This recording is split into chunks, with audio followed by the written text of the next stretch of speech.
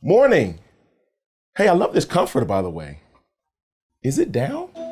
Living in Tuscaloosa these days, it might seem like you can't ever get away from all this road construction. Can you go over just a little bit? Yeah, perfect. No matter where you are. Hey, would you mind getting my back? And with multiple groups like the Alabama Department of Transportation, private developers, and the city, all working on projects at the same time, there's definitely a lot of these guys hanging around. Everywhere. I love this movie. I still can't believe she turns out to be a double agent.